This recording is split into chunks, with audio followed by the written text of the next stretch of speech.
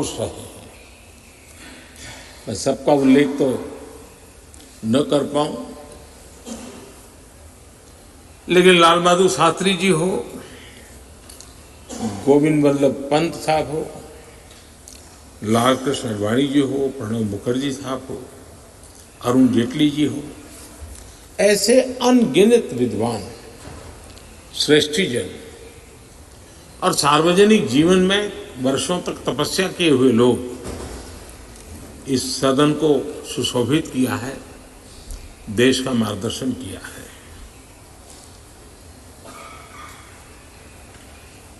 ऐसे कितने ही सदस्य जिन्होंने एक प्रकार से व्यक्ति स्वयं में एक संस्था के रहे हैं, एक इंडिपेंडेंट थिंक टैंक के रूप में अपना सामर्थ्य देश को उसका लाभ देने वाले लोग भी हमें रहे हैं। संसदीय इतिहास के शुरुआती दिनों में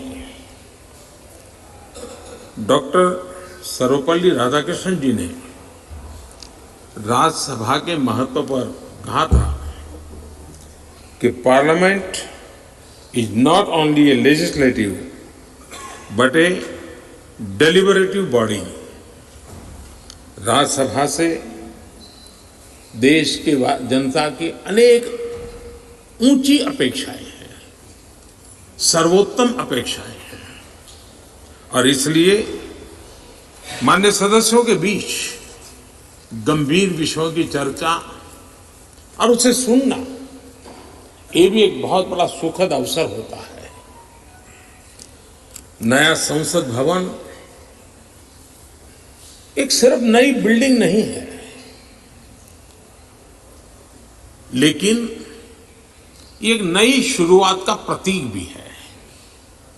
हम व्यक्तिगत जीवन में भी देखते हैं, जब किसी भी नई चीज के साथ हमारा जुड़ाव आता है तो मन पहला करता है कि अब एक नए वातावरण का मैं ऑप्टिमम यूटिलाइजेशन करूंगा, उसका सर्वाधिक सकारात्मक वातावरण में मैं काम करूंगा, एक सहज स्वभाव होता है। और अमृत काल की शुरुआत में ही इस भवन का निर्माण होना और इस भवन में हम सबका प्रवेश होना, ये अपने आप में हमारे देश के 140 करोड़ नागरिकों की जो आशा आकांक्षा है, उसमें एक नई ऊर्जा भरने वाला बनेगा, नई आशा और नया विश्वास पैदा करने वाला बनेगा।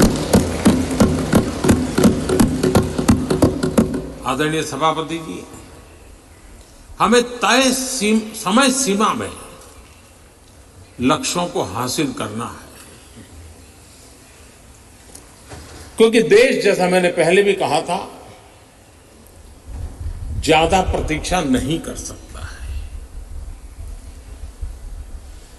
एक कालखंड था जब सामान्य मन को लगता था कि भी ठीक है, हमारे माँ बाप भी ऐसे गुजारा किया, हम भी कर लेंगे, हमारे नसीब में ये था, हम जी लेंगे। आज समाज जीवन की और खास करके नई पीढ़ी की सोच वो नहीं है, और इसलिए हमें भी नई सोच के साथ, नई शैली के साथ सामान्य मानवीय की आशा आकांक्षाओं की पूर्ति के लिए हमारे कार्य का व्याप भी बढ़ाना पड़ेगा। हमारी सीमा, सोचने की जो सीमाएं हैं, उससे भी हमें आगे बढ़ना पड़ेगा, और हमारी क्षमता जितनी बढ़ेगी उतना ही देश की क्षमता बढ़ाने में हमारा योगदान भी बढ़ेगा। आदरणीय सभापति जी, मैं मानता हूं कि इस नए भवन में, ये उच्च सदन में, हम अपने आचरण से, अपने व्यवहार से संसदीय शुचिता के प्रतीक के रूप में देश की विधानसभाओं को, देश की स्थानीय स्वराज की संस्थाओं को, वहां की सारी व्यवस्थाओं को प्रेरणा दे सकते हैं।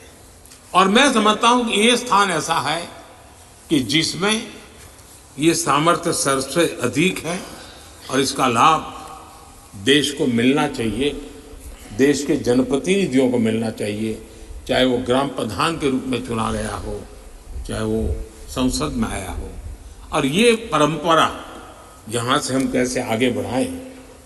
आदरणीय सभापति जी, पिछले 9 वर्ष से आप सबके साथ से सहयोग से देश की सेवा करने का हमें मौका मिला। कई बड़े निर्णय करने के अवसर आए और बड़े महत्वपूर्ण निर्णयों पर फैसले भी हुए। और कई तो फैसले ऐसे थे जो दशकों से लटके हुए थे, उन फैसलों को भी, और ऐसी बातें थी जिसको बहुत कठिन माना जाता था, मुश्किल माना जाता था, और राजनीतिक दृष्टि से तो उसको स्पर्श करना भी बहुत ही गलत माना जाता था। लेकिन सबके बावजूद भी हमने उस दिशा में कुछ हिम्मत दिखाई।